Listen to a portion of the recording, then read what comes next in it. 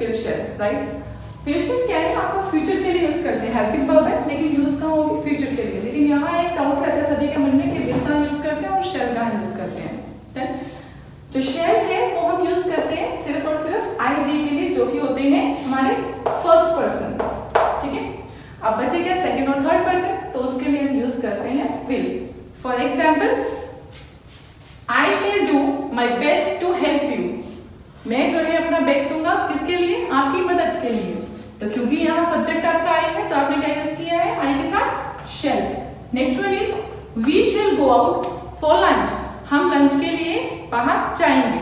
अब यहाँ पर भी फ्यूचर की बात है तो आपने, क्योंकि सब्जेक्ट आपका वी है तो हमने यूज किया है shall, right. Next one is it will work for you, it will work for you, ये आपके लिए काफी हेल्पफुल रहेगा, मददगार रहेगा, राइट।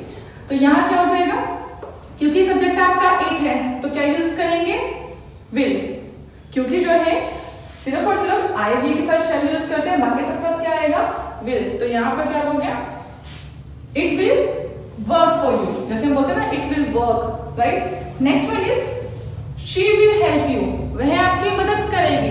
अब क्योंकि जो है वो शी क्या है, सब्जेक्ट आपका सिंगुलर है, या आप ये लगा क्योंकि हम first person, second person, third person देख रहे हैं तो यहाँ जो है वो सेकंड और थर्ड पर्सन के लिए विल करते हैं, या आप ऐसे समझ सकते हैं सिर्फ और सिर्फ आई वी के लिए शेल, बाकी सब के लिए अगर किसी और तरह से आपका सब्जेक्ट जो भी होता है तो वहां पर हम यूज करेंगे will, right. For example she will help you, वह आपकी मदद करेगी, क्योंकि ना ही तो यहाँ पर आई है ना ही यहाँ वी है, सिर्फ आई और वी के लिए हमने शेल यूज किया है और बाकी सबके साथ will.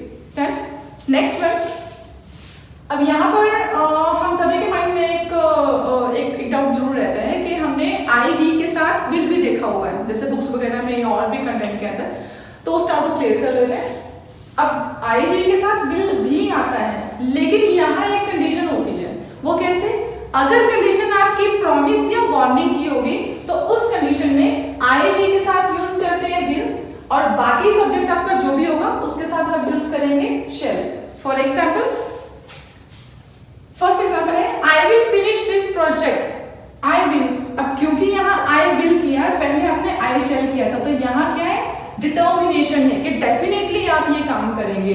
Then I will finish this project, मैं इस प्रोजेक्ट को जो है वो फिनिश करूंगा, खत्म करूंगा, ठीक है, कंप्लीट करूंगा, या फिर तो आप यहाँ वो उसके अकॉर्डिंग लगा सकते हैं, फिनिश, कंप्लीट और इस तरह से एक्सेट्रा।